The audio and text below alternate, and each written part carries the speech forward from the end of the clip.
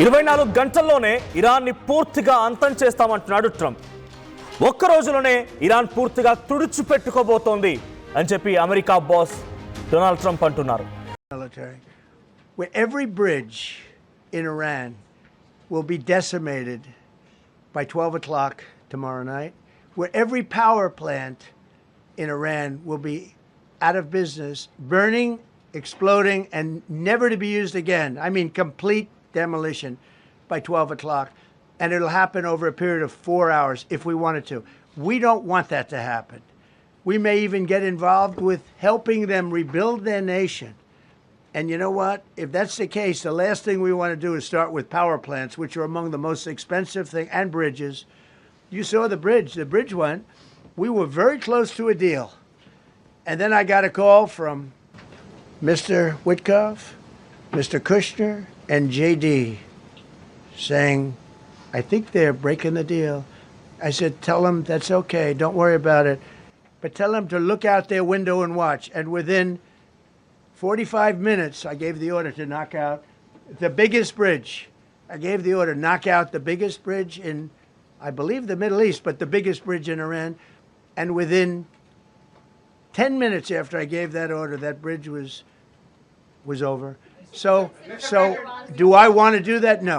Do I want to destroy their infrastructure? No. It will take them 100 years to rebuild. Right now, if we left today, it would take them 20 years to rebuild their country, and it would never be as good as it was.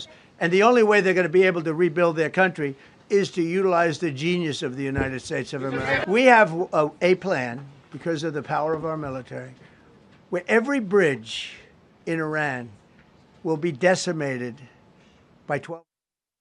So వైపు చర్చలు జరుగుతున్నాయి. ఆయన చాలా క్లియర్గా చెప్తున్నారు. చర్చలు జరుగుతున్న క్రమంలో చర్చలకు వెళ్ళినటువంటి జేడీ వాన్స్ తమ వైస్ ప్రెసిడెంట్ అండ్ కొంతమంది అధికారులు కాల్ చేశారంట. We're not going to make a deal. వాళ్ళు చెప్పిన కండిషన్స్ ఎట్టి పరిస్థితులు యాక్సెప్ట్ చేసేలా లేవు.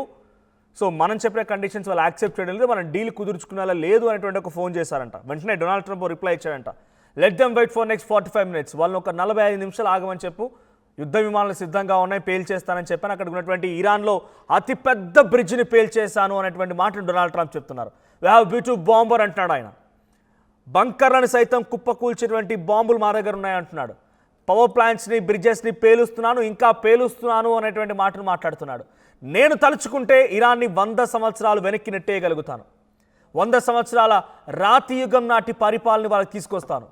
లేదు, వాళ్ళు మళ్ళీ నాకు చెప్పిన మాట విని నేను చెప్పిన దానికి ఓకే అంటే కనుక వాళ్ళు ఇప్పటికిప్పుడు వదిలేసిన ఆ డిస్ట్రాక్షన్ నుంచి బయటపడడానికి 20 ఏళ్ళు పడుతుంది. దానికి నేను సహాయం చేస్తాను అని చెప్తున్న మాట ఇది.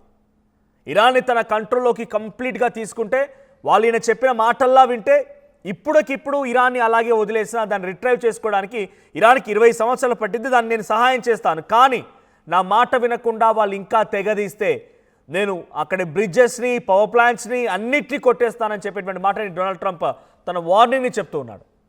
సో చూడండి, 45 నిమిషాల్లోనే వాళ్ళని వెయిట్ చేయమని చెప్పండి, నేను నా సత్తా ఏంటో చూపిస్తానని చెప్పి జేడీ వాన్స్కి త్రూ ఫోన్ కాల్ చెప్పిన డొనాల్డ్ ట్రంప్ 10 నిమిషాల్లోనే ఇరాన్లో ఉన్న అతిపెద్ద బ్రిడ్జ్ని పేల్చేశాను, ఇంకా ఇటువంటివి చాలా ఉన్నాయని చెప్తున్నాడు.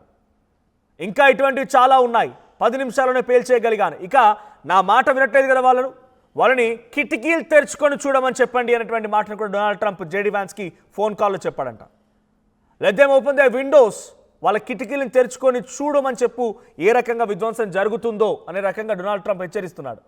ఇటు ఇంతలా హెచ్చరిస్తున్నా, ఇన్ని వార్నింగ్స్ పెడుతూ ఉన్నా, ఆయన ఉపయోగించరాని పదాలను ఉపయోగిస్తున్నా, బి పదం ఉపయోగిస్తున్నా, లేకపోతే ఎఫ్ అనే పదం ఉపయోగిస్తున్నా, ఈ ఎఫ్ బూత్ పదం కానీ లేకపోతే బి అనేటువంటి పదం కానీ ఇలాంటి ఎక్స్ట్రీమ్ లాంగ్వేజ్ని యూజ్ చేస్తున్నా కూడా ఇరాన్ డొనాల్డ్ ట్రంప్ని చాలా లైట్ తీసుకుంది. డొనాల్డ్ ట్రంప్ కండిషన్స్ని ఎట్టి పరిస్థితుల్లో యాక్సెప్ట్ చేయమనేటువంటి మాటనే మాట్లాడుతోంది. జరగాల్సిన నష్టం చాలా వరకు జరిగిపోయింది. 6,000 మంది ఆర్మీ సైన్యం మరణించడం, సామాన్యులు కూడా అదే స్థాయిలో మరణాల సంఖ్య ఉండడం, ఇక్కడ ఇవన్నీ కూడా ఇరాన్ని చాలా రాటు తేలే విధంగా చేశాయి. సో కొడుతూ ఉంటే రాటు తేలిపోయినట్టుగా కంటిన్యూస్గా అటాక్స్తో ఇరాన్ అంతా రాటు తేలిపోయింది. చంపేస్తావా, చంపేయి, నేను మాధవైపు 10 మంది చంపేస్తే నేను కనీసం ఒక్కరైనా చంపలేనా అనే రకంగా ఒక ధీమాతో ఉంది ఇరాన్. అందుకే ఇరాన్ పైన అమెరికా ఇన్ని వార్నింగ్లు ఇచ్చినా కనీసం పట్టించుకోవట్లేదు. ఇరాన్ కనీసం దేకట్లేదు. ఆయన రెస్క్యూ ఆపరేషన్ చేస్తుంటేనే డొనాల్డ్ ట్రంప్ని ఒక దొంగలాగా యురేనియం నిల్వలు ఎత్తుకపోవడానికి వచ్చినటువంటి దొంగ అన్నట్టుగా ఐఆర్జీసీ భావిస్తోంది. నిజంగానే ఈరోజు రాత్రి యాజ్ ఈ said on tomorrow by 12 PM in the night, అంటే మన టైమింగ్ ప్రకారంగా Wednesday in the early morning or today in the night, ఆ సమయానికల్లా భయంకరమైనటువంటి దాడులకు పాల్పడతానని చెప్పి డొనాల్డ్ ట్రంప్ వార్నింగ్ ఇస్తున్నాడు ఇరాన్ పైన. మరి ఇరాన్ కూడా దీనికి సంబంధించి ఎప్పటికప్పుడు రిటిలియేట్ చేయడానికి సిద్ధంగా ఉంది. ఇరాన్ కూడా దీన్ని రిటిలియేట్ చేయడంతో పాటుగా అమెరికాను సైతం ఇబ్బందులకు గురి చేయాలని, నిన్నటి వరకు కేవలం గల్ఫ్ కంట్రీస్లో ఉన్నటువంటి అమెరికా స్థావరాలపైన, అమెరికా ఎయిర్ బేసెస్ పైన, అమెరికా కంపెనీస్ పైన అటాక్ చేసిన ఇరాన్ ఇక కూడా డైరెక్ట్గా ఇటు ఇరాన్ని మొత్తాన్ని నాశనం చేస్తానని డొనాల్డ్ ట్రంప్ బహిరంగంగానే ప్రకటిస్తున్నాడంటే ఇరాన్ కూడా డైరెక్ట్గా అమెరికాపై దాడి చేయాలని ఒక ఆలోచన చేస్తోంది. మరి నిజంగానే ఆ స్థాయిలో ఇరాన్ దగ్గర టెక్నాలజీ ఉందా? ఇరాన్ అమెరికాపై డైరెక్ట్ అటాక్ చేయగలుగుతుందా? చూడాలి ఏం జరిగిద్దో. But as of Donald Trump said ఈరోజు రాత్రికి ఏదైనా భయంకరంగా జరగవచ్చు. మన ప్రపంచ దేశాల్లో ఇరాన్ అనేటువంటి ఒక దేశాన్ని లేకుండా చేస్తానటువంటి మాట శపథం డొనాల్డ్ ట్రంప్ తీసుకున్నాడు. ఆ దిశగా ప్రయత్నం కూడా జరిగితే జరగవచ్చు. బికాస్ హీ సెనటైల్. ఎప్పుడు ఏం ఆలోచిస్తాడో, ఏ రకంగా తన అహంభావాన్ని ప్రదర్శిస్తాడో తెలియదు. ఇన్ని వార్నింగ్లు ఇచ్చిన తర్వాత ఇరాన్ని ఆ స్థాయిలో మట్టు పెట్టకపోతే ప్రపంచ దేశాలన్నీ కూడా తనని లైట్ తీసుకుంటాయనో, తనకి భయపడవనో ఒక ఆలోచనలో కూడా ఉండి ఉంటాడు. సో ఎంత నష్టపోయినా సరలేదు, అటు ఆర్థికంగా అమెరికా నష్టపోయినా, అనేక రకాల వెపన్గా నష్టపోయినా, మ్యాన్ పవర్గా నష్టపోయినా, ఆర్మీ సైన్యంలో మరణాలు సంభవించినా, ఏం జరిగినా ఎలా జరిగినా ఇరాన్ని మాత్రం వదిలే ప్రసక్తి లేదని చెప్పి డొనాల్డ్ ట్రంప్ శపథం తీసుకొని కూర్చున్నాడు. కాబట్టి ఆ దిశగానే జరిగే అవకాశం ఉంది. ఈరోజు రాత్రి కల్లా భయంకరమైనటువంటి యుద్ధం తెరదీసే అవకాశం ఉంది. మరి ఇప్పటికిప్పుడైతే ఎటువంటి చర్చలు జరుగుతున్నాయి, చర్చలు ఏమైనా కొంత ఫ్రూట్ఫుల్ డిస్కషన్ అవుతుందా, సక్సెస్ఫుల్ రిజల్ట్ బయటకు వస్తుందా అంటే ఇంకా ఆ డిస్కషన్స్ అండర్ ప్రాసెసే. డొనాల్డ్ ట్రంప్ 12 కండిషన్లు పెడితే ఇరాన్ 15 కండిషన్లు పెట్టింది. డొనాల్డ్ ట్రంప్ పెట్టిన కండిషన్స్ అటు ఇరాన్ యాక్సెప్ట్ చేయడం లేదు, ఇరాన్ పెట్టిన కండిషన్ ఎట్టి పరిస్థితుల్లో కూడా యాక్సెప్ట్ చేసే ప్రసక్తే లేదని డొనాల్డ్ ట్రంప్ అంటున్నారు. ఈ రెండు దేశాల మధ్య భయంకరమైన యుద్ధం జరుగుతోంది. సో ఈ యుద్ధంలో ఈరోజు రాత్రి ఒక తీవ్రమైన పరిణామం క్లైమాక్స్కి వచ్చిందని చెప్పాలి డొనాల్డ్ ట్రంప్ మాటలో చూస్తూ ఉంటే. ఈ క్లైమాక్స్లో హీరో విలన్ ఎవరవుతారు, హీరో ఎవరు, విలన్ ఎవరు, మీ అభిప్రాయాన్ని కామెంట్ చేయండి. సేమ్ టైం ఈరోజు రాత్రి జరిగే యుద్ధంలో అమెరికాను ఎదుర్కొనే సత్తా ఇరాన్ దగ్గర ఉందా, ఎవరు గెలుస్తారు అని మీరు అనుకుంటున్నారు కామెంట్ చేయండి. ఒకసారి మళ్ళీ డొనాల్డ్ ట్రంప్ ఏం మాట్లాడాడో చూద్దాం. We have a plan because of the power of our military, where every bridge in Iran will be decimated by 12 o'clock tomorrow night, where every power plant in Iran will be out of business, burning, exploding, and never to be used again. I mean, complete demolition by 12 o'clock. And it'll happen over a period of 4 hours if we wanted to. We don't want that to happen. We may even get involved with helping them rebuild their nation. And you know what? If that's the case, the last thing we want to do is start with power plants, which are among the most expensive thing, and bridges. You saw the bridge went. We were very close to a deal.